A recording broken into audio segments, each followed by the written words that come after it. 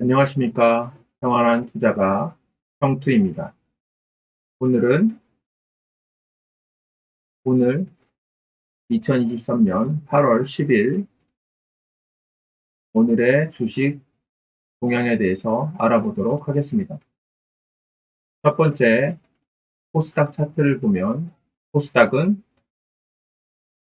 0.25% 상승한 상태로 마감했습니다. 또한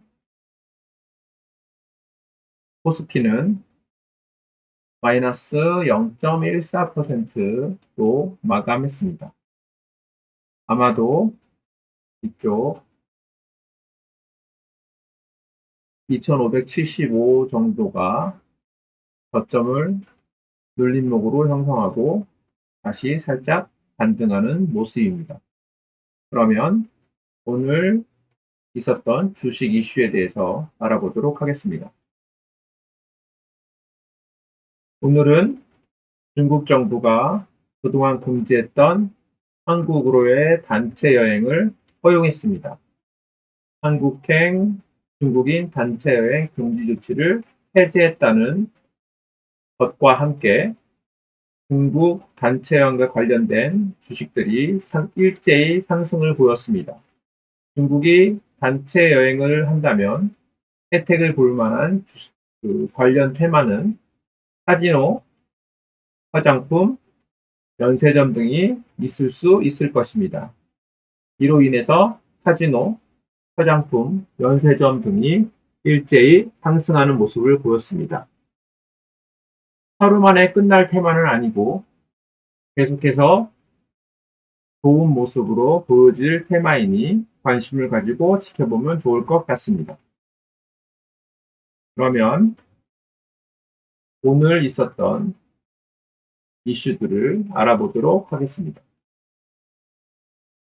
한국 화장품 제조, 중국 단체 관광 이슈로 인해서 화장품 관련주로 상승했습니다. 한국 화장품 역시 마찬가지 이슈로 상승했습니다. 마녀 공장 마찬가지 이슈로 상승했습니다. 아난티 2분기 역대 실적이 발표되었고 그리고 중국 단체 관광 허용으로 인해서 상승했습니다. 아난티는 저점인 6,500원 라인을 기준으로 상승했고 많이 상승했기 때문에 고가 놀이가 가능할 것 같습니다. 8,000원 근처에서 8,000원 위에서 사서 하면 고가 놀이가 가능해 보입니다. DR텍은 엑스레이 기기 관련해서 미 FDA 허가 소식에 상승했습니다. 1,000원대이던 주가가 1차 상승하고 눌림목, 다시 2차 상승해서 4,345원을 찍고 내려왔다가 눌림목을 보여주면서 다시 한번 상승했습니다. 상승한 거래량은 그렇게 많이 크진 않습니다. 하지만 조금 더 올라갈 수 있는 여력은 있어 보입니다. 펜스타 엔터프라이즈 한중 여객선 운송 재개 기대감에 상승했습니다. 바닥이고 700원 정도가 바닥을 보여주고 있습니다. 동전주기 때문에 그렇게 추천하진 않지만 700원대 바닥을 지켜준다는 가정하에 한다면 상승의 이득을 볼 수 있을 것입니다. 파라다이스 카지노 관련주로 중국 단체 관광으로 마찬가지로 상승했습니다. 한 번에 끝날 일은 아니기 때문에 계속해서 지켜보는 것이 좋아 보입니다. 한온 시스템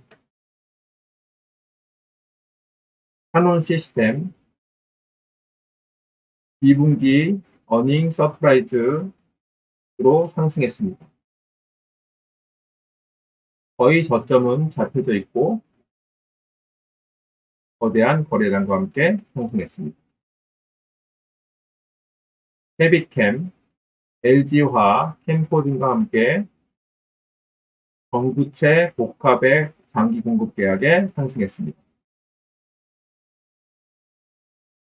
하락, 반등, 하락,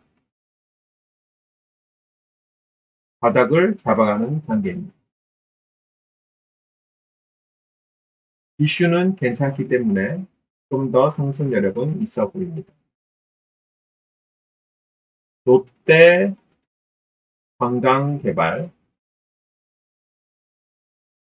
중국인 단체 관광으로 상승했습니다. 나이백, 치매 신약, 미 제약사와 물질 이전 계약 테스트 진행 소식에 상승했습니다. 나인백은 하락하던 주가가 큰 거래량과 함께 상승하고 눌림 고가놀이 다시 상승입니다. 따라서 고가놀이가 다시 벌어지며 이곳에서 충분히 수익이 날 수 있을 것 같습니다. 물론 빠진다면 이전 저점인 12,000원 정도가 지켜지는지 봐야 될 것 같습니다. 유니크, 미 조지아주의 수소차 부품 공급에 상승했습니다. 거의 바닥잡기입니다. 펩트론, 비만치료제, 위고비, 심혈관계 질환 위험 감소 소식에 상승했습니다. 글로벌 텍스프리, 국내 1위 부가세 환급 업무 대행사입니다. 중국인 단체 관광으로 상승했습니다. BYD, 마찬가지로 화장품 관련주로 상승했습니다. 저희가 바닥입니다. 더 이상 떨어질 것은 없어 보입니다. 바이오 스마트, 중국인 한국 단체 관광으로 상승했습니다. 거래량도 이전에 제법 터져줬고 오늘도 거래량이 터져주었습니다.